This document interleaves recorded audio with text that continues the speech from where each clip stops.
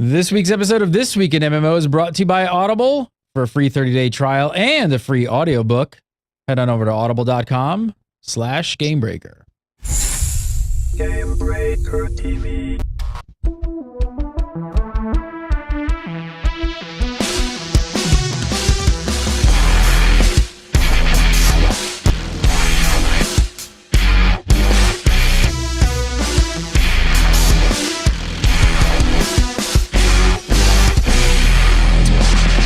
What's up, everybody, and welcome to This Week in MMO, episode 133 for February 22nd, 2013. You're watching Gamebreaker TV. I'm Gary Gannon, and today we're going to talk Destiny and Diablo III, Elder Scrolls Online, and Archeage. Lots more news to go over in the MMO world. Joining me, my co-host, hello, it is the one, the only Hillary Nicole. Hello.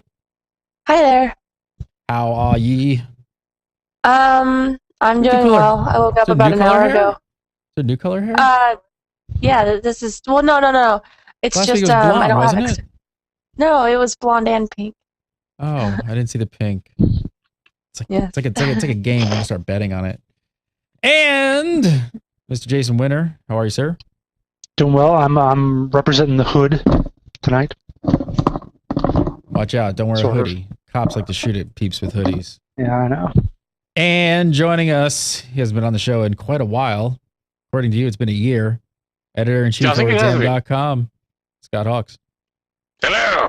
I'm worried there. When you put the hood up, I was thinking E.T., like you're sitting in front of the basket on the bike or something. It was quite disturbing an image there for a moment. Phone home, Jason. Phone home. All right, is the that big a collar news. the size of my nose?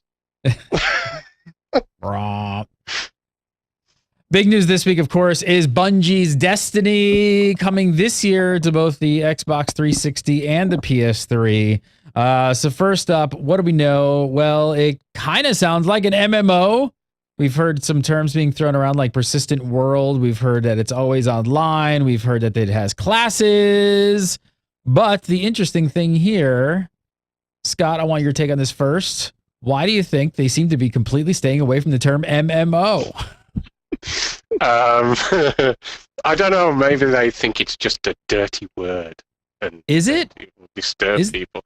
I don't know. I'm just wondering if they think, we don't want to sound too nerdy. We want to appeal to the, the shooter crew out there who think that they're cool and refined, and the MMOs are, too anarchy or something like that. I don't know, but yeah, they've come up with, what is it? Shared world shooter. They want to call it, and if it's a shared world and it's a shooter, it's pretty close to an MMO. And also, SWO just doesn't roll off the tongue, does it? Really? Swow. Actually, they did say something about it just being co-op, and something similar to Borderlands and Fable, where you sort of, if someone's near you, they can request to join you if you're on public, and then they join you and then just leave when you're done. It's like, that's what I kind of got the feeling of what they're doing. And I don't have the actual quote offhand, but they did actually say the words co-op on it. Really? And so, yeah, it said co-op. Yeah. Because sorry, go ahead. I had heard that how they're going to have these like environments that we're going to get to a little bit in a sense of how they kind of do this phasing thing or something. But it sounded like you were definitely going to see like people running around the world. They're not talking about hundreds of people like we're kind of used to in an MMO where it's, just totally open. But they did make it sound as if you're going to, like if you're in two friends, like you are going to see people out there. Yeah, but it's going to be a bit more specific. It's not you're going to be running around and just everybody on the server you're going to see. The way it seems to be explained is you're playing in your co-op group. Like you would in like Borderlands 2 or something like that, and in the instance that you're in, they can, through their matchmaking technology, which isn't really matchmaking, it's kind of, it does it automatically. So if you're in a certain area, they did an example like you're fighting a boss and you're having trouble, and there's somebody playing solo in a similar area, they can bring them into your instance of that, so you're all playing against that boss at the same time. So Jason, you can link up, but it's not you're all there at the same time. It can bring people in to do that too, within certain phases. There's open areas and there's closed sort of areas. Jason, what was your take on it? it's kind of sort of like kind of this. But I think that they know exactly what I sort of agree with that. It's more MMO like than it is shooter or lobby or anything like that. I think they know that, and I think they are trying to stay away from that because they don't want it to be pigeonholed as people think MMO. They think swords and dragons and knights and so on. And you're right, they don't want to turn off the Halo shooter crowd, the PlayStation and the console crowd with that kind of talk. But again, like they also, one of the things they talk about is you can be in a city, you can have lots of other people around. So that part of it almost seems a little like, I think almost like the original Guild Wars, where you had the cities which were, everybody could be there. But then when you go out into the wild, into the adventure and the killing part, it's a very limited number of people that can be there. Maybe that's how they're going to do it. It's going to be sort of explory, but also kind of instanced. It's hard to say. Talking about the MMO thing, like the terminology of MMO, I can kind of understand Bungie maybe wanting to stay away from it, especially if it's not a full-on, like if it's not technically an MMO. But I mean, it's starting to get so gray now what an MMO is. But they're definitely known for their shooter crowd, right, on like consoles. So that crowd doesn't necessarily is not necessarily maybe the MMO crowd. But so Bungie said, so this is how they sort of, the way I took it is they explained that the amount of players that we'll see is actually going to be design controlled. And it's not about putting as many players on the screen as possible, which is something that we're very used to in the MMO spaces. Devs are always trying to be like, wow, how can I get as many people on the screen as possible so everybody can see everybody? I understood it as that we may not see hundreds of players on our screen at the same time, but more like dozens in the same areas and worlds, which almost kind of sounded like, because they also mentioned this sort of constantly matching players within proximity to each other. And they talked about that a little bit in public areas.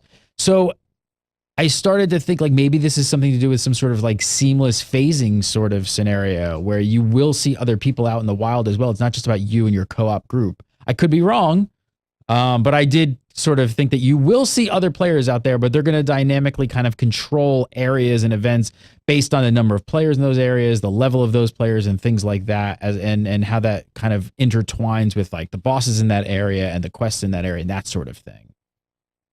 Mm-hmm. Yeah, I mean, if you talk about it, that's what they said about it being, I think they brought up open world and exploration as part of it, so that doesn't seem to me like just instance areas. Like there's going to be, like you said, maybe it's kind of like each area is almost like a like a DayZ map almost, where it's a limited number of people on the server, like you'd have on the server. So it's going to be only maybe about 50 people or whatever. Anybody can go in there and whatever, and you might run into some of the people, you might not. Maybe that's how it's going to be, but it's a smaller, contained and known number of people.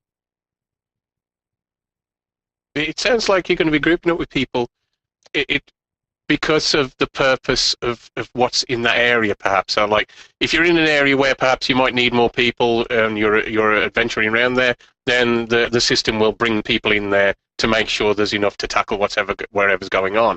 So it sounds like phasing, but a much more sort of dynamic and purpose-driven sort of phasing. As I said, design-driven. So if that content needs certain people, then it'll bring it in. If it doesn't, then perhaps you'll be, because you can play it solo too. So it just seems like it's going to be very responsive. It's going to be really interesting to see how they pull it off, because it's not quite an MMO in the way we really think of it usually, I think. And Jason's analogy to Guild Wars, I think, is spot on. It seems like it's that sort of game, except when you go into those separate instances, it's bringing people in and out as is needed by the game and the player, which sounds very different. It does sound very different, but that's the big question, because Hillary, you kind of sound like you're more on the fence. That what you think when you go out into these like out of, say, town areas with your group, you're only going to be with your group, and that's pretty much it. Well, I mean, what it sounded like to me is that, of course, if you're with your group, then you're with your group. And in that regard, it'd be more like what Path of Exile, what we see in there, where you're with your group whenever you go out and you're fighting stuff and you're collecting gear, but then you go back to the city and there's like tons of players that you don't even see out in your world. It's basically you and your friend's instance. But then what it also sounds like, though, is the sort of drop in, drop out, where you go out into the world, you're doing your single player campaign, and then someone happens to be at the same spot as you, maybe a friend or whatever, and they request to join you because maybe they need help with this part of their campaign. And so you help each other, and then they leave and go do their own thing again. Like, that's sort of what it sounds like as well. And based on, like, a lot of the footage they showed, based on the games that they were showing as well, is that the drop-in, drop-out thing is going to be popular on the PS4. Like, really popular. So. I gotta say, you brought up Borderlands as an example, and I gotta say, if it is like Borderlands 2 with more of this dynamic phasing where you're gonna actually see some other players in areas, I am for one completely excited. I'm really excited for Destiny, because I think Bungie's gonna. I think that, you know, being known for just making top notch, you know, Halo. I don't know. I think this is an interesting take on what an MMO is, and I love the fact that it's changing and kind of getting into a really gray area, and we're seeing something maybe kind of new, even if it is a hybrid, and even if we could, once we do get all the details, we're gonna be able to be like, well, it's a little bit of Guild Wars 1, it's a little bit of Borderlands 2, it's a little bit of this, it's a little bit of Halo.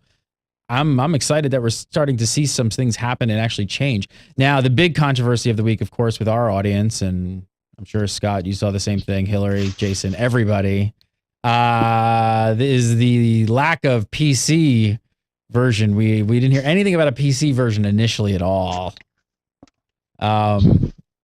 Everybody just completely freaked out, you know. I think there was such an outroar that outrage. Outrage or an uproar. Outrage or an uproar. It's an outrage. But they did come out and they said we would absolutely love to be on the PC. And we went back and we looked through some of the leaked court documents, because there was like a 28 page or 27 or 28 page court document that was leaked about a year ago, I guess. And that had some information in it that the PC version was slated for 2015. All the way back then, looked like it was slated for 2015, not until what they call Destiny 2.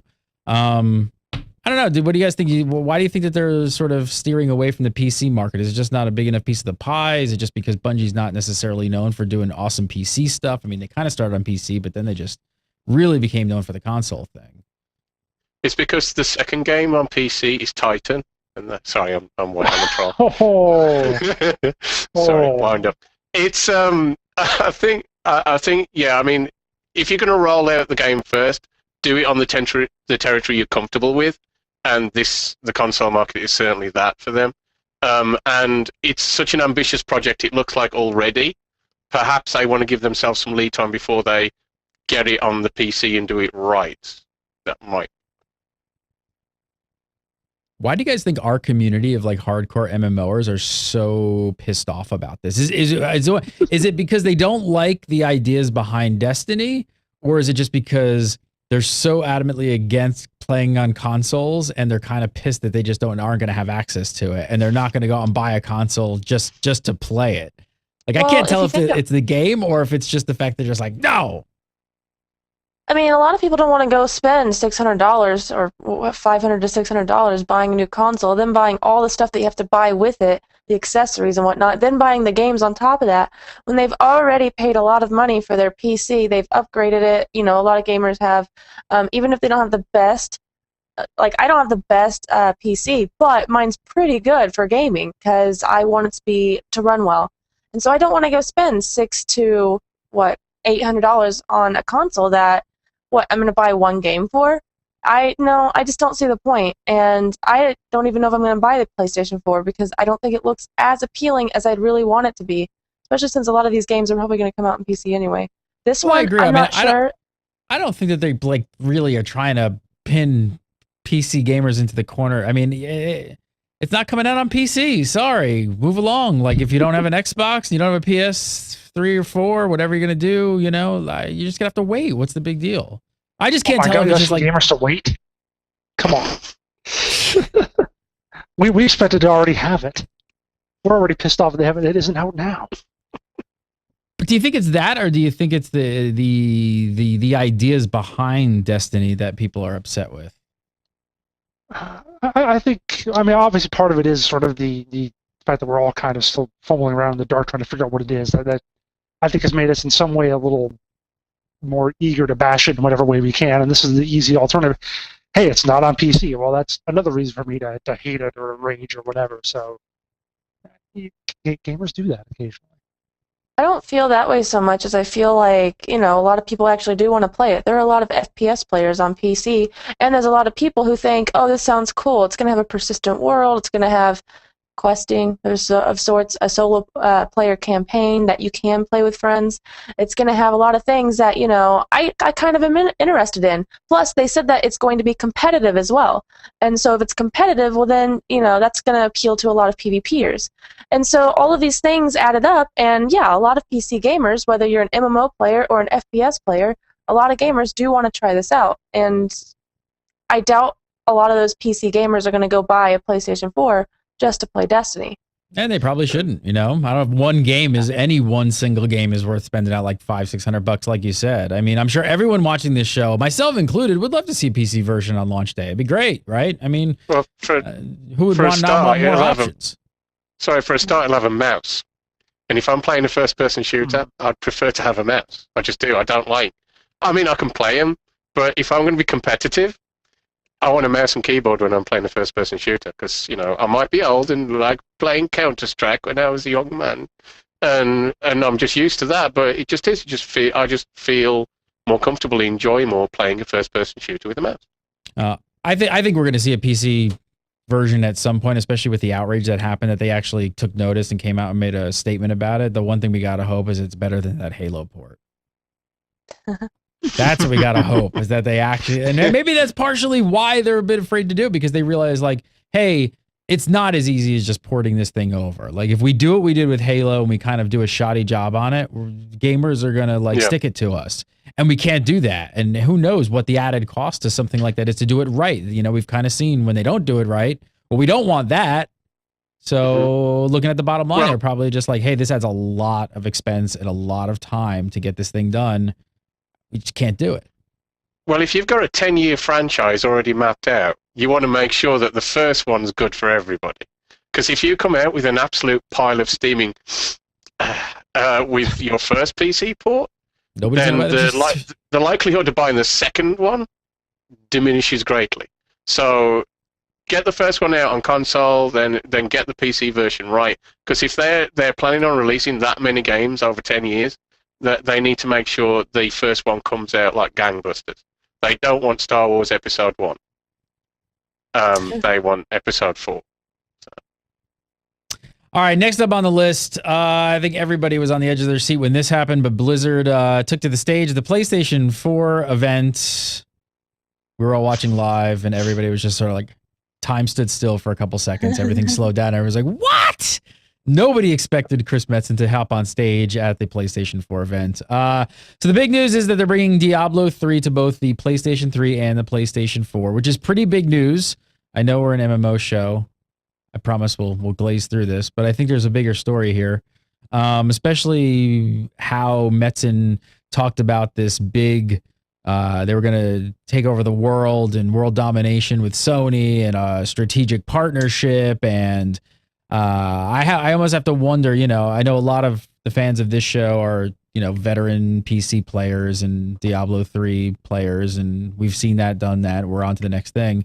But what do you guys think this means for Blizzard in general? Blizzard getting back to PC games, getting back on console. What does this mean for future MMOs like Titan, things like that? I mean, didn't they do that though? Didn't they release Diablo on on a console before, after it came out on PC? I don't remember. First time I played Diablo was on, I think, a PS2. Yep. Like, this is like, I was actually extremely pissed off and extremely disappointed. I was so mad because I was so excited when they said Blizzard was there, and I'm like, oh my gosh, they're doing console games? I will buy the PlayStation just for this. And then they're like, Diablo 3, and I'm like, nope. I'm so done now. I'm not listening anymore. But again, right? But again, here's the thing. Do you guys think that this strategic partnership goes a lot deeper, where this could be?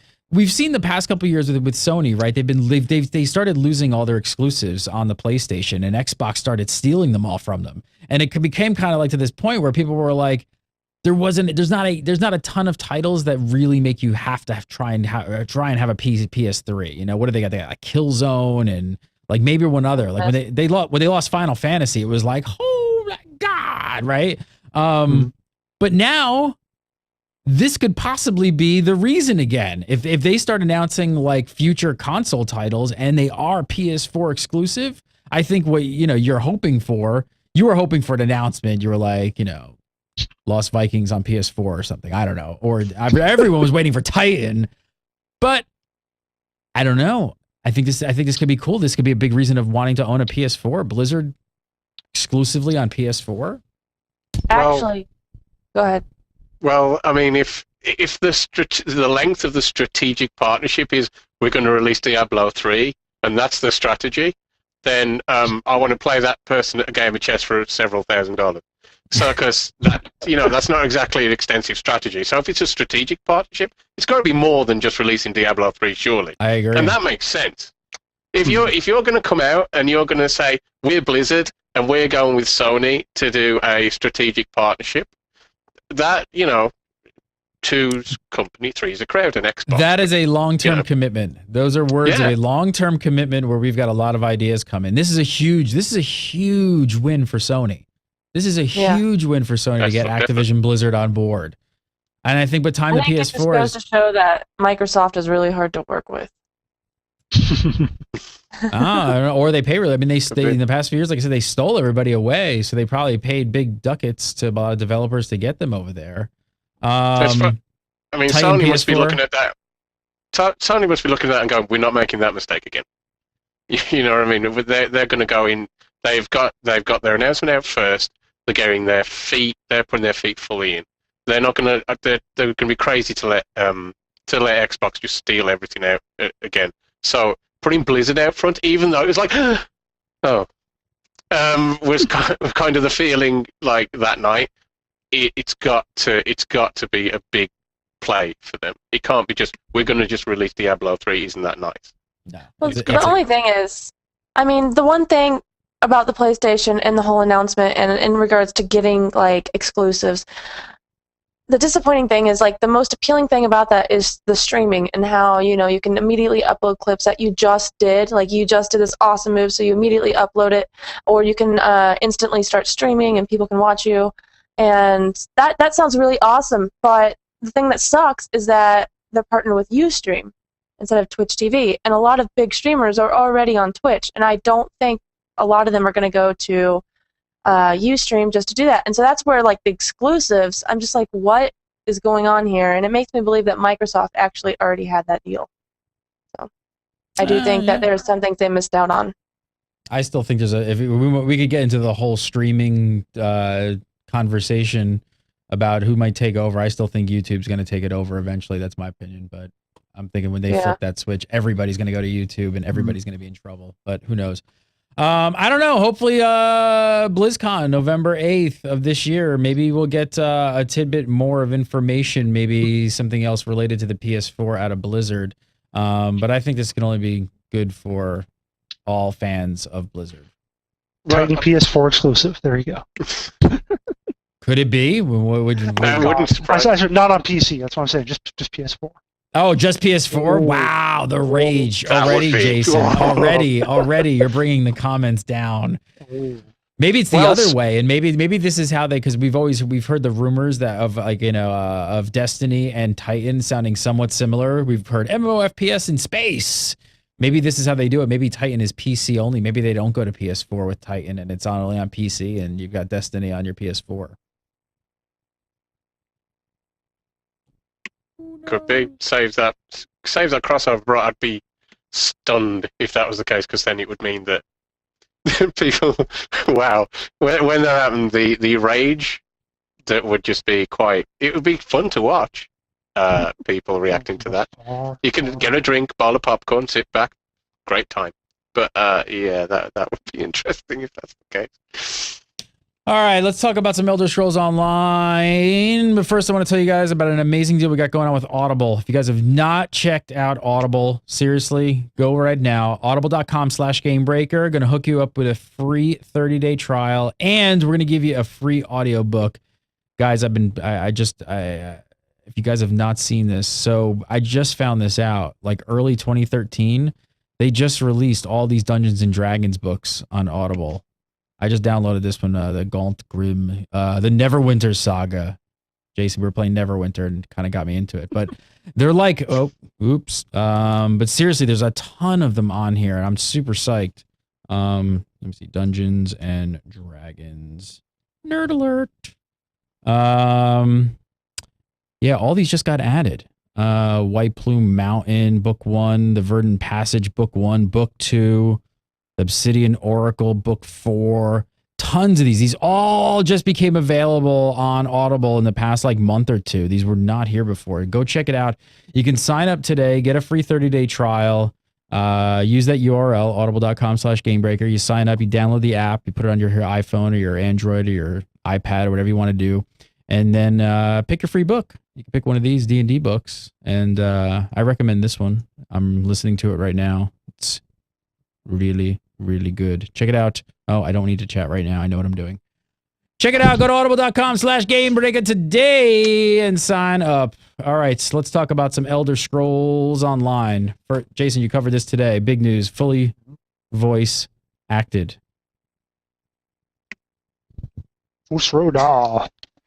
Yeah, full voice acting. Just like, it's not that surprising they're doing it, I guess, because Skyrim was fully voice acted, so was Oblivion. So I guess we kind of should have expected it, but for an MMO, it just seems like it's that much bigger of a thing, especially because there's only been really only a couple that have done it. I mean, obviously SWTOR you think of, and really Secret World is pretty much fully voice acted as well. But it just seems like such a huge undertaking to do in an MMO, something you're going to have to update, every 3 months when they do new content or whatever, they're going to have to update it with more voice acting and so on and so forth down the line. But I mean, did they clarify and say like exactly how, like, I mean, when they say fully voiced, I mean, are they literally talking about like every NPC you walk up to, every quest, everything? I believe so. Let me pull it up real quick here, see what their exact response was. Because wow, that's a lot of work. What was one of the first MMOs we ever seen do that? What if was it EQ2? EQ2 is fully voiced, wasn't it? Everybody's like, no, I don't remember. I remember. played like the free version a little bit. When you're walking through the town in Elder Scrolls and like people coming by, they do the chatty, like when they get to in proximity of you, they'll start chatting about like they'll respond to you or something that's happened, or they'll start whinging. There's a lot of that sort of trademark humor. If you've done completed quests that's helped people, when you go by again, it'll have updated, and there are voices like they talk about. Like there's really one where you completely save a couple, and she's whinging her head off at him, like giving him an absolute nightmare of a time.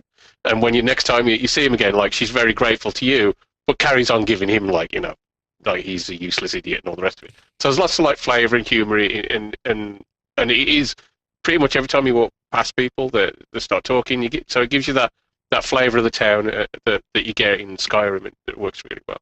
I was gonna say, Skyrim is fully voiced over as well, and I think when they do it in that fashion, they're able to reuse a lot of the voice actors and things like that, so it can be a lot less expensive than something like SWTOR was, because Skyrim was fully voice acted, and we saw a lot of repeated talent there. I don't know. I'm a huge fan of. Now, just saying. Now they've announced that now they're going to introduce some of the like celebrity voices that they've had in the Skyrim games. They'll probably do a couple, right? I would imagine they would at least have like a few people like actual that are big name actors.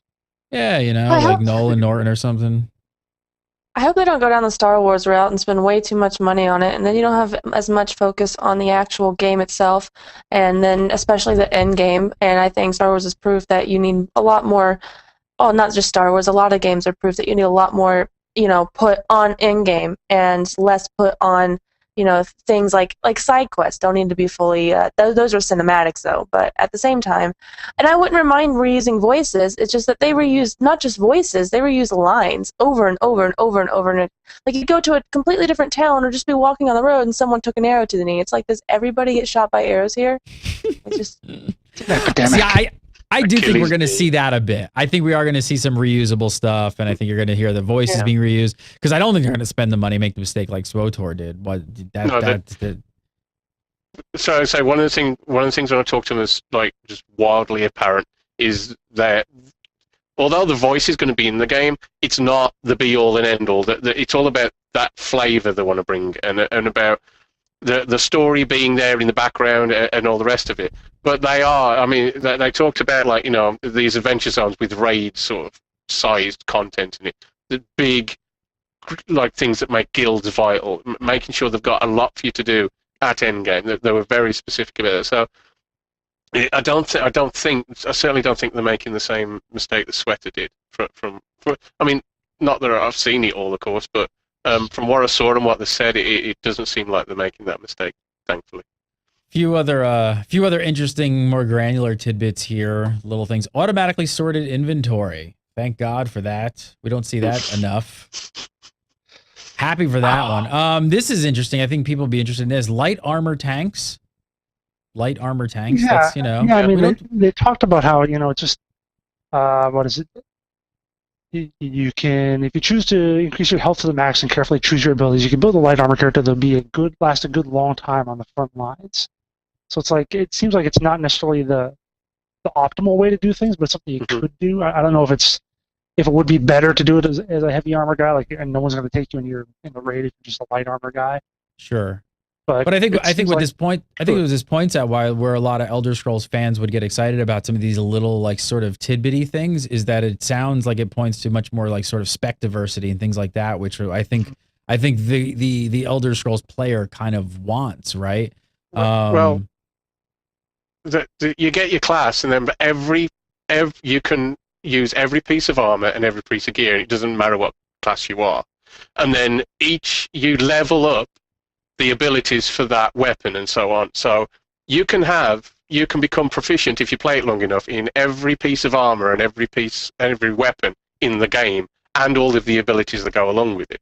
The limitations are on how many of those slots you can use, and so on. So essentially, you can be anything that you want, but you can only be anything that you want at one time. So when it comes to diversity of spec, it's massive. If it's still the same as when I played it last, it's huge, the amount of possible diversity you've got. Because eventually, if you play the game long enough, you can do anything you want. You just select what it is at each one time. Listen to Mr. I played Elder Scrolls Online.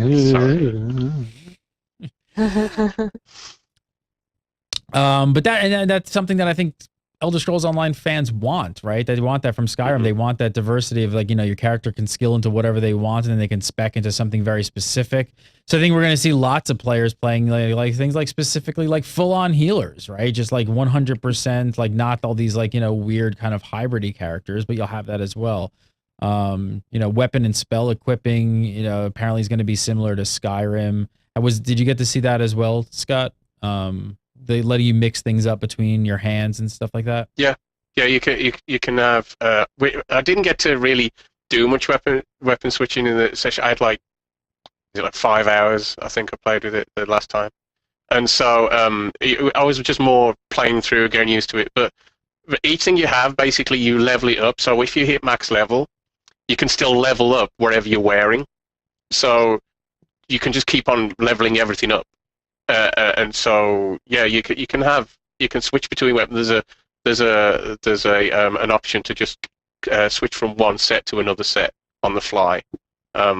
So yeah, there's a lot of real sort of customization of your gameplay style that's within it. I think there's a lot of depth within that I think a lot of people are going to enjoy if they pull it off right. Anyway.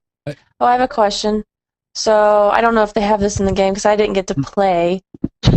But so what about I played a stealthing archer, so I would, you know, stealth around, steal things, and then like shoot people from afar and watch them drop or come at me and attack me. But yeah, so is there anything like that in there? Yeah. Can you steal from other players? I don't know if that's in there. Probably not. But I could stealth because I tried. Everybody can stealth, but how good at it you are depends. Like I was playing a heavy armor profession. Surprise, surprise. And as I was talking to one of the devs, I was trying to sneak up, and he says, "Well, you can, but like Skyrim, because you're wearing heavy armor, you're clanking about a bit, which makes it harder for you to stealth up to them.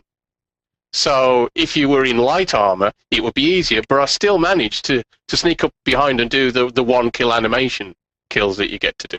So you can still do all that." And that sounds to me like where they got to get it right, is that like the attention to detail, right? Because that's what made Skyrim and all the Elder Scrolls games, is the attention to detail of like just how the little like super granular bits are like kind of almost fascinating. Something else, Jason, tell me a little about this because you wrote this up. One thing I was kind of surprised they haven't talked a whole lot about though is moral choices.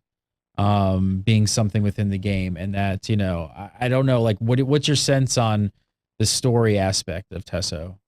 Yeah, I mean, they said that they're important, but it says they won't affect your standing in your alliance. Sometimes they'll just aid the story, but in some cases they'll have lasting consequences. What I kind of think of that is, like, you know, the Elder Scrolls games don't have, you know, like a meter, like light side, dark side, in Old Republic or Paragon, Renegade, and Mass Effect. So I think it's going to be more like you can have a moral choice to kill someone or let them live, and then maybe later on you'll run into that person again if you let them live. I think it's more along those lines than just you become more evil or you become less, you know, more good or whatever. I don't think it's going to be. I don't think it's. Yeah, I just don't think it's going to be straight up. You get the nasty dark red eyes or whatever and start shooting lightning if you're a bad person. Scott, did they run you through any of these story stuff?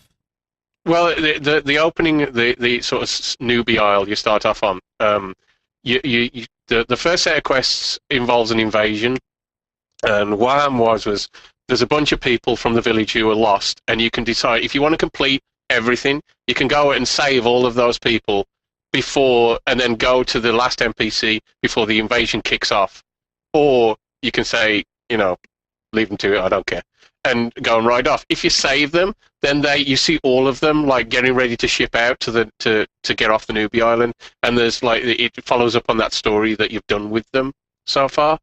But then if you don't, if you say you save 3 of them, those 3 will be there, but the rest of them won't be. Like, you know, tough luck, they died. So I think it's going to be down to those sort of choices rather than the kind of the sort of, shall we say, BioWare breaking tangents if you choose the right or wrong one. It'll just, I think, it'll add to your story, and perhaps it'll have NPCs in there that you can get stuff from later. I don't know. But yeah, it's not that sort of like rigid, sort of like railway track kind of good guy or bad guy sort of choices, I think, from what I saw so far anyway. Which sounds a little bit more interesting. Question. Is the stealthing like an MMO? Like, if you want to be a stealther, or is it like I'm crouching behind a player? You're crouching behind a player, and you have your little eye in your reticule. Yeah. Where it's like it's closed or open, like in Skyrim, it does that. So that's not really going to work in PvP, because you're going to go up, be crouching, and they're going to be like, dude, I see you. You're right behind me. Oh, that'd be great. All right. Well, more Tesso news. We need more Tesso news. Come on, ZenMax, start pushing it out. All right, let's talk about this game, Archeage. We haven't talked much about this, but we've become a lot more interested in it since we finally heard that it was coming to the West. Trion's bringing it over here. But we did get to learn a lot this week from a level 50 player who is on the Korean servers. It goes by the name of Nobody. This was posted up on the Ion source forums, where Nobody wrote a pretty well-written post, very detailed, discussing the game. Keep in mind that a lot of this stuff is just one player's opinion, so what he finds fascinating and good could not be what you like. But until we can get our hands on it, this is about all we've kind of got. So for him, the big reason, the biggest draw for Nobody was actually the open world PvP and pirating on the open sea. So Gar. I gotta say, if you read this article, it sounds like a lot of fun. I mean, they're talking about how you're gonna have ships and you're gonna be able to, like, you know, transport different things from pier to pier. You're gonna go to piers and get off, and there's gonna be people there waiting to PvP you and just take your stuff. You got to wear a backpack, all this kind of thing. How much attention have you guys been paying to Archeage? Well, I already want them to take my money, so like after reading this post, I'm just like, oh my gosh. It's sandbox. It's sandbox PvP. It's sandbox like housing and farming. It's like, you know, the crafting seems really in detail. The fact that you can steal from someone else's crops if they don't put a scarecrow up. Every time you steal, you build these points, and then when you die, they take you to jail and they make fun of you in front of everybody. That's awesome. There's a jailing system. This is probably the closest, looking at it on paper at least, this is the closest thing I've seen to SWG since Star Wars Galaxies. Like, it seems like they're putting a lot of that, even going far beyond that. Especially the jailing systems are tough. I'm going to be optimistic about the jailing system, but I'm definitely being cautious because I've never seen a jailing system work in an MMO ever. They always sound amazing and cool, Coolest thing about it, you can play soccer in jail. Did you know that? Did you read that? Yeah, I'm gonna go to jail just to play soccer. Just There play you go. soccer. Yeah. I'll play football. Yeah, footy. It looks gorgeous. He does talk about having a pretty beefy graphics card. But he talks about like what I was talking about with the pirating. He talks about like smuggling, or it's like trading, and how profitable it can be with the whole pirating system.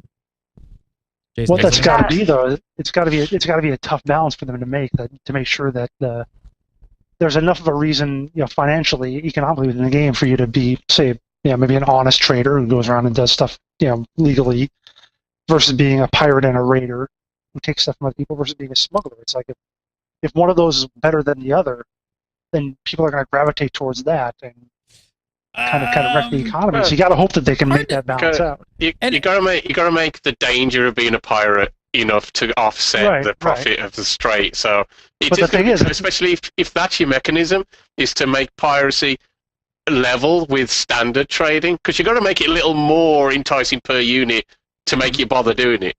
If you want to do that, but it's going to be dangerous to leave it to basically the players to balance that out, because you get one big guild on the server. I don't know, like say Eve, who can dominate a certain area and make sure everything's shipping by. They could really rake it in. So it's going to be tricky to balance. Well, that's actually something that he talks about that they've already seen on the server. Is they've talked about that some of the larger groups have formed ship armadas to protect convoys of trade ships going back and forth. I mean, apparently there's going to be ports that you could pull into where it's going to be low enough. I think like level zones of 30 and below are like safe zones, I guess, and all open PvP is like 30 to 50 or something like that. So I think that's going to happen, but I think that they probably will. The balance has to be right. I think you're right, Jason, for sure. But a lot of interesting things in here. It's gonna be great. It's gonna be great. That's the whole thing is you get a big guild, and then hopefully they balance it a little bit in regards to actual population, and they don't let just one, because it is faction based. There's 2 factions, and they said that's actually a downside of it. But the cool thing is you can kill your own faction. So if you see someone on your own faction being a major butthead, then it's you can go and kill them if you're 30 plus or in a 30 plus zone, I believe. Yeah, and I don't have it in front of me, but it's you kill your own faction and then you get some sort of mark against you, and I think after 50 marks, you get thrown in jail and put on trial, apparently by the public, and they even have a chat channel devoted for trial where players come in and ridicule you and yell stuff at you and chat. I'm gonna end up in jail after a day. Right? How many people just be I just want to do that to get yelled at? Isn't it they're randomly selected or something? People that you're dragged into a channel. So, right, you're dealing with this trial now. What do you think about this person who did these horrible things? Put them to death. Guilty. Yeah, do them. Guilty. You're always going to be guilty. You're always going to be guilty. Yeah. Yeah. What you could do, they should make it that if you're the person on trial, you can bribe the jury. That'd be good. This sounds like the type of game that would do it as well. So some of the other stuff that Hillary poked, I'd say, it's full on sandbox game. It's got housing. It's got player housing, which looks very customizable from what we've seen. I mean, there's this image here where they said people are just starting to get really sort of creative with it. And you can see that there's boxes here on their roof. They made a jumping puzzle on top of their house, basically with a bed kind of thing. So you've got housing, you've got your own crops where you can grow all kinds of different stuff. There's livestock that you're going to have to take care of and tend to. Tons of crafting, building, construction. So very, very much about resources, very resource heavy. And he talks about how there's a huge northern continent that guilds are going to fight over, and it's going to have a very limited number of fortresses. It kind of sounds like, sort of maybe WVDubs and to some extent, but it's more of a sandbox kind of environment. And that they're only, I think that the area, if I get this right, that they were only opening up certain areas of it slowly as it need be. So it's guilds have to kind of unlock bigger portions of this landmass. You guys know what I'm talking about? It's a Wild West land grab, basically. It really is. It kind of reminds me of it reminds me slightly of sort of what maybe Age of Conan was trying to do at one time. That's what Ultima Online did. It was basically like they would open up a new zone, and it was every man for himself. Not only would you be PvPing everybody, but you'd be trying to take the land as well. And then people would just go and they get like hordes of people, like you get your guildmates and stuff, to just go and place like the smallest houses possible next to each other, so you could eventually turn it into a bigger house. And so that happened a lot, and it was quite interesting to see. Now here's something that... doesn't it sound great, again, that this is going to be a game that's got so much freedom in it, but it's making guilds really important, and being in a group really important. I mean, if you want to have your own little farm and all that, great. But if you can get in a guild and get lots of people together, it's going to like elevate your gameplay. Isn't that what we're supposed to be doing in MMO? Ship armadas. Do that more, please. You see them going you see games going two different ways. You see them going to like, you can play with you and a couple other friends. Yay. And then you see them going like, you have to play with other people. And it's like, yes, I like that one. Well, here's something that theme park MMO lovers are just going to find horrifying. So check this out. If you don't log in for a few days, your crops and your animals will die. Yeah. Oh. Oh, Molly the sheep, how I loved you. No, but check this out. You can invite someone to your family. It's like Farmville, right? You can invite somebody to your family, and they can take care of your stuff for you. So again, a big family. It's very Farmville-esque, but still, I think it's great. Again, guild stuff, right? Guild stuff. Your family get it. This is why you'd want to be in a good guild. This creates a good community amongst players to want to play together. I don't know. I think this is pretty awesome. The legal system. That's going to be great. You're going to invite somebody to your family, say, take care of my crops while I'm gone on vacation. They're going to come back. You'll come back. They'll be dead. And then you can blame them. No. Yep. No, you can blame them for everything going wrong. It just sounds like already this is going to be a game that's got it's going to have a rabid community in it, because it's just going to be really intense, really in depth, and the sort of social stickiness for this game is going to be massive from the way it looks. You need someone to help you do this. I'm going on holiday next week. I need somebody to take care of the crops. And I need this and I need that. And people trading off time to help each other and, all of that. There's going to be so much sort of meta game going on outside with a social game. It sounds it's going to be like it, but can we have some like this? We're going to be covering the stories like we do from EVE Online. Like there's going to be those stories of people stealing tons of stuff and guild halls and just destroying crops and all these things. I mean, that's kind of what the ship trading stuff kind of is like, right? I mean, people do runs in EVE all the time, and they have to have fleets go with them to kind of protect them and things like that. So the legal system sounds crazy. So like you said, if you kill somebody from your own faction, there's going to be trials. There's going to be jail time. There's debuffs involved if you're found guilty. And of course, like I said, you can play soccer in jail, which has got to be the best feature of the game ever. Now, what I am worried about a little bit, I've read this whole thing, and then I even went and watched a bunch of videos on it and kind of looking at it. The one thing that they kind of do say is the combat, nothing too impressive sounding here, nothing really standing out. According to this poster, pretty standard MMO combat system. Questing doesn't sound super unique, but I should say that they had no idea about what the Korean storyline was, so they're in the Korean beta. So maybe that would help a lot. One interesting point was that you get your mounts and pets through quests, and you have to actually raise them from babies. That's awesome. I think they're answering a lot of things for a subset of MMO players that have been asking for a lot of these things for a long time. In World of Warcraft, there's a faction where you have to go each time to go down. You can get an egg, and eventually, if you get the right one, you get a pet, and eventually it grows up and it can become a mount. People went mental for that. You know what I mean? And so it's just something. It's going to take some dedication to it. Something that you're going to have to. It gives you a reason to keep logging in. And yes, it's going to be like the old Evercrack, where you can have people who basically won't leave their seats for very long time. Which is kind of, it's going. There seems to be a shift again. I mean, with John Smedley talking about EQ Next and what they want to do with that, going back to SWG, going back to games where that casual pick up and put down isn't the most important thing about it. They want something that makes people want to keep on playing it. They want people to die at their keyboards, basically. Basically. But here's my thing, and this relates to the whole crop thing. That, and I don't know if this is like a psychological study or just something I heard about, but you'd rather use the carrot instead of the stick. Give people a reason to give them an advantage for playing, but don't give them a disadvantage for not playing. And that's where the whole crop thing kind of bugs me, where it's like, if you can log in every day and you get something special for your crops, that's great. But to not log in and have to lose them, that's the part that I find a little iffy. It is iffy too. I think they should make it like Farmville, where someone can that isn't from your, and even like Wartune, which I played for a long time. You had farms, and of course, if you didn't, or they would sometimes die, and so you had to have a friend come in and res them for you, because basically it was your fault that they died because you weren't taking care of them. And so when they came and res them, then you could harvest them, but only until then. And I think the Farmville definitely has that as well.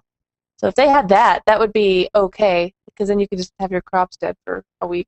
And I can see, Jason, I can see how like a lot of this is gonna turn off a section of MMO players for sure. But this even goes back to like my rant on Wizardry Online, and I don't think they've implemented it very well. But I think there is definitely a market for this like type of MMO that is kind of more based around punishment than reward. But they've got to go almost full on with it. Like you've got to like punish people like Dark Souls and Demon Souls did as far as gameplay goes. Just pound them and just like make it like part of the thing.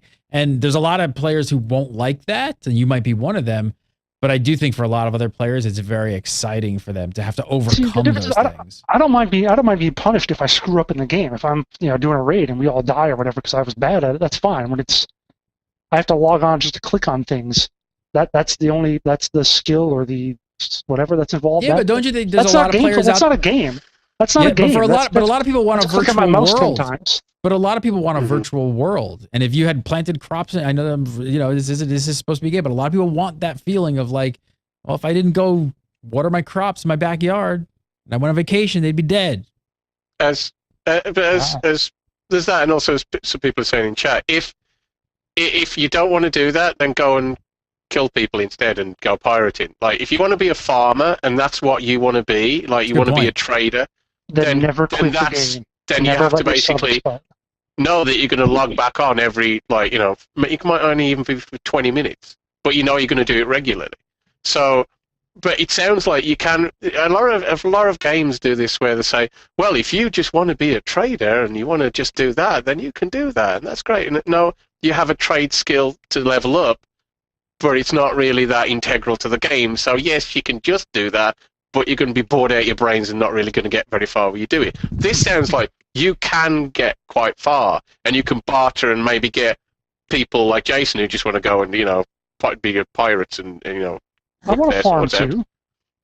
Okay, but see, you're going to have friends to help you. You need a farming community to switch between and help each other do each other's crops, basically. I could see that, actually. If you think about it, especially the housing system, you get a whole bunch of guildmates, and they're all, in a certain area, so that way you can sort of like keep it fortressed off with all your guildmates in the same area. And then you get like just one big farm, and you all are familied to it, and you all just take care of it whenever you log on. And so, every now and then a guildmate logs on and takes care of it whenever you can't, and just stuff like that. Like, that would actually be a solution to you not being able to log on for your farm every day. And maybe you could have like your own small personal one. They need to add a app for this. Mobile app. My crops are going to die. Can you log in and take care of them for me? Like, people are going nuts for that. Or just be able to tend to your crops on your phone. Like, maybe you just tend to your own crops on your phone, so at least you can take care of them. This kind of reminds me, again, I'll go throw back to SWG because a lot of these ideas remind me of Star Wars Galaxies. And at one time, I had the delusions of grandeur that I was going to be like, some crazy armor smith or weapons smith. And I learned really quickly that wasn't going to happen. I wasn't nearly logging in enough, had the right connections, and couldn't keep up with the people who were best on my server. Like, they were just always going to be better than I was. I just didn't play that part of the game. So, like, I think what he's getting at as well for Jason, like, you don't want to log in every day. Just don't plant crops. Just get a house. I mean, if you have to pay taxes, I think, on your land and your house. There's like property taxes, but you probably don't have to log in every day and pay those. Maybe you just don't get a farm. And hopefully they get all those other aspects of the game right, that there's stuff for every type of player to do. Because I don't think a game like this, I don't think they expect every player to do all of it. I think for me that the thing that I like about this game and the rumors about other games coming forward is that that instead of the punishment in itself is a reward, because there's a punishment there, it makes what you're doing feel much more rewarding in and of itself. So instead of just saying, "Hey, here, have this. Oh, thanks, that's nice," I don't care. If you can lose it, if it's something where it makes a real impact on what you're doing, to me that's just much more rewarding. It's much more of an achievement to do anything. And I just think it's nice that it seems that this company is starting to move in that direction again, swinging back around. I mean, everything goes in cycles, and it seems that we're moving around to that again. And I love that sort of game. It's not for everybody, but not every game has to be for everybody. I'm sick of games trying to be for everybody, so they don't offend anybody, and no one cares. The thing is, and one thing that, I mean, like someone just said this in chat, this is their version of dailies. How many people log on to do dailies every day to get the Violet Proto Drake, or do whatever they need to do to gain reputation with this faction faster so they can get this enchant for their gear, and stuff like that. People do that all the time in WoW, all the time. So many people log in every day just to go and do 5 or 6 quests, and that's what burnt me out from WoW. But I don't want to be that kind of person, so you know what I'm gonna do? I'm gonna go drunken sailing anyway, and I'm gonna how much rep do you lose when you don't do your dailies? You lose a few crops. I don't consider losing some crops as the same as going and losing all of my gear, and my character gets permanently deleted, and then my ship gets stolen. I wonder if you can steal ships. Anyway, my ship gets stolen, my house gets burned down, and that's different. And people can steal your crops anyway if you're not taking care of them properly, like with scarecrows and stuff. So. And also, it's kind of the same in that if your crops die, you've lost out on the potential income from those crops. If you don't do a daily, you've lost out on the basic potential rep from doing that daily. So it's going to take you longer to get to your eventual goal, but it'll still be there. If you lose some crops, well, you're going to have to grow some more. It's going to take you longer to get that money that you would have had. So it's not like if you lose your crops, you've just lost 5 levels and, oh no. It's to me that even if it feels punitive, it's not. It doesn't feel like in that of itself it's game breaking, but it's a pain in the backside because you've got to do it again. I like that, and again, it doesn't have to be for everybody. I mean, there are people that this will just drive them up the wall, and they'll play this game for a week and just go, "I hate it. I'm never playing it again." Absolutely, and I like games that make you passionate about the game you're playing, either that you hate it or you love it. Do one or the other. And that's great. I am completely with you, sir. I think more games need to do that and actually create an emotional reaction in people, and not just try and do the gray area. There's just so many games that are like, right, we want that demographic, that type of player. Okay, let's see what sort of the psychological area demographic that we've got. Okay, we've got that for them, that for them, that for them, that for them. And then you end up having a game that offends nobody, but no one really cares that deeply about. It's all right, it's fun and whatever.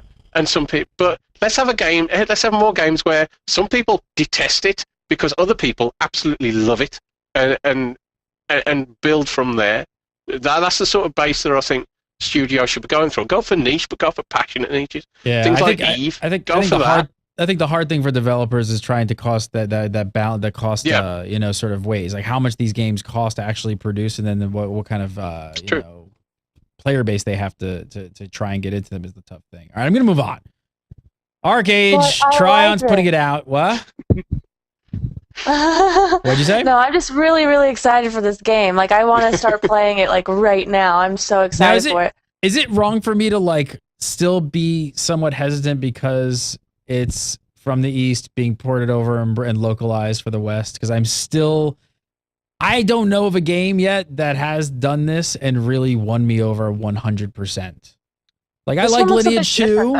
I like Lineage 2. I played it. I didn't love Lineage 2. There has not been one that's ever just knocked me off my socks. And that's what I'm still a bit afraid about Archeage. I feel like they're already trying to appeal to us, though, because if you look at it, it doesn't look as Easternized. It looks more Westernized already in regards to the art, and I haven't seen much about, beyond that. But, I mean, it has pirates, and pirates is a Westernized fantasy.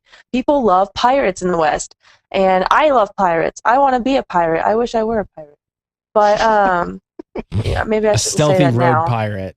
Yeah, a stealthy rogue pirate that steals people's alcohol and stuff. It looks great. Look at that. That looks amazing. It does. It looks great. Hopefully, we'll get some more news on it. Tryon is publishing this. They will be putting it out here in the West. That was announced about a month ago. So we'll be paying more attention to Archeage and try and hopefully we'll get some dates soon about when it's actually going to come out. Hey, gang, if you guys have noticed on Gamebreaker, we removed a lot of ads. We're trying something a little bit different. If you guys like not seeing the ads on the website, we do still accept donations. You can help us keep ads to a minimum. Just go to gamebreaker.tv/donate. You can send us $1, $2, $3, $5, whatever you can spare. Definitely helps us to keep that front page and the other pages clean. So, and thank you to all the people who have donated to Gamebreaker already. You guys are awesome. All right, so we got a little bit of bad news. It's a long show this week. Server mergers coming to Planetside 2, which I was kind of stunned a little bit by this because I'm still playing Planetside 2 and my server is pretty damn packed and I did not see this coming. What do you guys, what's the story behind this? You guys I don't log into any of the other servers. I don't have characters, but is it just a little bit quiet? They're saying a lot of people congregated to some specific servers? You guys buying that? It was at the when it went from beta to launch, there were a few absolutely crammed servers. But does that mean there hasn't been a drop off in the game at all? Not so sure. I mean, they're working really hard on a lot of things on that game and trying to get to spec, the whole thing with the roadmap and everything else. They're being very reaching out to community and all that. But if you look even at streams, remember how many people were streaming Planetside 2 not that long ago? Mm-hmm. And it's really dropped off. Like it's really dropped off a lot. So I think it's certainly partly that there were quite a few really crammed servers when it launched, but I'm not sure that means that there hasn't been a bit of a drop off since. Still, it's a cracking game. What I'm noticing on our server on Matherson too is the last couple of times I've logged in, the only fights are on Indar. The other two planets have virtually nothing going on. We were there a couple of weeks ago and we played for like an hour on Esamir. Or not Esamir, Amarish. Didn't do anything. Then we go to Indar and there's like tons of stuff going on. So you can still find good battles in some areas, but if you look at the map, you see the instant deploy. I see like 3 or 4 or 5 of them on Indar. Any insight into why that's happening? Why is it congregating to certain continents or maps? It always are. I mean, okay, I'm speaking on regards to like servers and losing population, but you always see this in games, and this is MMOFPS. This just proves they're not exclusive from it, I guess. They're not an exception from it. Like, you see this with all MMOs. They all like get like this grand amount of people in the beginning, and then a lot of it, just drops off, and soon it like evens out. And I think that PlanetSide, this is what's happening. They made too many servers, or they had to make too many servers. Now that people are leaving, they have to consolidate those servers. And you even saw this with Warhammer, Terra, Ion, and I could just keep going through a list. But the good thing about Terra is they're adding servers now since they went free to play. Anyway. Thankfully. Yeah. Hopefully, I was trying to download the client last week and I was having some issues. Anyway, back to Planetside. I haven't been able to log in. Is my problem. I've been like an hour queue at a time. I'm just like, I can't be. So apparently, are they also giving one of the quick thing? I think I remember this correctly. I think in Planetside they're going to give tokens. There's going to be server tokens or something to transfer. Does anybody know what I'm talking about? No. Am I crazy? Maybe I dreamt that. Maybe. There's little incentives to, yeah. I think they're giving some incentives here. Well, there's always a flip side to server mergers. Like, we like to scream doom and gloom, but it's actually really always a positive for the community when a server merger happens because you get to go on a server and play with more people. Well, I mean, sorry, just as Jason said, if you've gone on 2 weeks ago and all the fights on Indar and the other 2 continents are ghost towns, that just means that there's not enough people playing. So it probably means that people are going back to Indar because they've gone on to the other ones, found, there's no one here. The fights are over here, because wandering around on your own, capping different points might be good for your score and your certs, but it's not a lot of fun. So if you go, right, everybody's on Indar, that's where the fight is, that's where I'm going, because that's where the fun is. So if they fill these servers, you should see them split off, hopefully, across continents. We shall see, we shall see, we shall see. Last up really quick, Final Fantasy XIV added a, what do you call that thing? Like a tool, a benchmarking tool. Benchmarking tool, thank you. There's a link to it on GameBreaker.tv. Go over there and check it out. So if you guys are, very pretty. Yes, it's definitely very pretty. Oh. We've ramped up our Final Fantasy XIV coverage as well. Check that out on GameBreaker TV and go download the benchmark and see how your machine will run the game. Scott Hawks, editor-in-chief over at Zam.com. You can follow him on Twitter at Jaramor. That's Jarimor. And of course, go over to Zam.com. Thanks for being on the show, sir. Cheers. Jason Winter, you can follow him on the Twitter at Winter Informal. Winter Informal. And he writes stuff sometimes on GameBreaker TV. Pretty much all the time. WINTRINF. No, just kidding. I didn't want to spell that one. Hillary Nicole, a.k.a. Pocket. Follow her on the Twitter at Pocket Says. And, of course, go over to Pocket Productions and follow her YouTube channel and all that good stuff. And you got to want to follow her on the Twitter just so you can find out what color hair she's got this week. Guys. Great show. We do the show live every Friday at 3. Come on over for the live show. Have a great weekend, and we'll see you next week for more This Week in MMO.